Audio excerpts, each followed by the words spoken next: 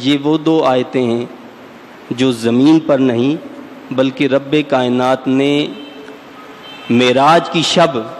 اپنے محبوب پاک صلی اللہ علیہ وسلم کو جب ملاقات ہوئی تو وہاں عطا فرمائی ہیں۔ اس لیے اللہ کے رسول صلی اللہ علیہ وسلم کا ارشاد مبارک ہے جس کا مفہوم یہ ہے کہ عرش کے خزانوں میں سے یہ خزانہ ہے، یہ عرش کے خزانوں میں سے دی گئی ہیں یہ دو آیات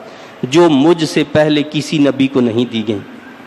یعنی یہ دو آیات جو آخری اس سورہ مقدسہ کی ہیں وہ دو آیتیں ہیں جو اللہ کے رسول صلی اللہ علیہ وسلم کے سوا کسی نبی کو نہیں دی گئیں، اور احادیث میں اس کی بڑی فضیلت بیان کی گئی ہے اور بتایا گیا کہ ان دو آیتوں کو خود بھی سیکھو، اپنی عورتوں کو بھی سکھاؤ اور اپنے بچوں کو بھی سکھاؤ۔ حضرت سیدنا علی مرتضیٰ رضی اللہ تعالیٰ عنہ اور سیدنا عمر فاروق رضی اللہ تعالیٰ عنہ کا یہ قول مبارک ہے جس کا مفہوم یہ ہے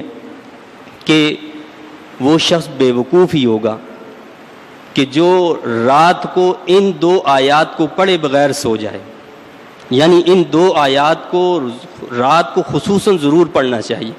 کیونکہ حدیث شریف میں آتا ہے کہ جو شخص ان دو آیتوں کو رات کو پڑھ لے تو اس کے لیے رات بھر کے لیے یہ کافی ہیں۔ یعنی مقصد یہ ہے کہ جو ان دو آیتوں کو رات کو عشاء کے بعد پڑھ لے تو اس کو نماز تہجد کا اجر و ثواب ان دو آیتوں کے پڑھنے سے عطا کر دیا جاتا ہے، اس کے لیے کافی ہیں۔ اور ایک حدیث شریف میں ہے کہ جس گھر کے اندر ان دو آیتوں کو 3 دن پڑھا جائے شیطان وہاں نہیں ٹھہرتا، وہ بھاگ جاتا ہے۔ یہ ہم کہتے ہیں نا کہ جادو ہو گیا، ٹونا ہو گیا، گھر میں یہ ہو گیا، فلاں ہو گیا، یہ سارے ہمارے ذہنوں کے اندر طرح طرح کی باتیں، وسوسے، یہ اس لیے ہیں کہ ہم قرآن سے دور ہیں۔ اللہ کے رسول صلی اللہ علیہ وسلم کا یہ فرمان ہے اگر ہم واقعتاً ایمان رکھتے ہیں اور رسول اللہ صلی اللہ علیہ وسلم کی بات کو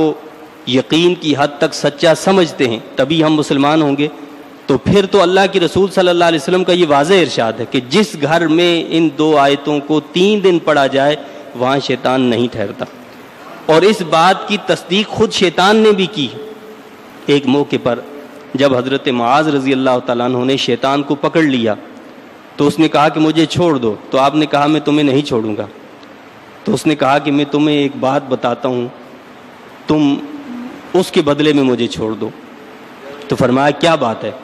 تو اس نے کہا کہ جس گھر میں سورہ بقرہ کی یہ آخری 2 آیتیں پڑھی جائیں وہاں ہم نہیں آتے، وہاں ہم داخل نہیں ہو سکتے۔ یہ اس نے خود بھی بتایا، یہ بات اس کی سچی تھی،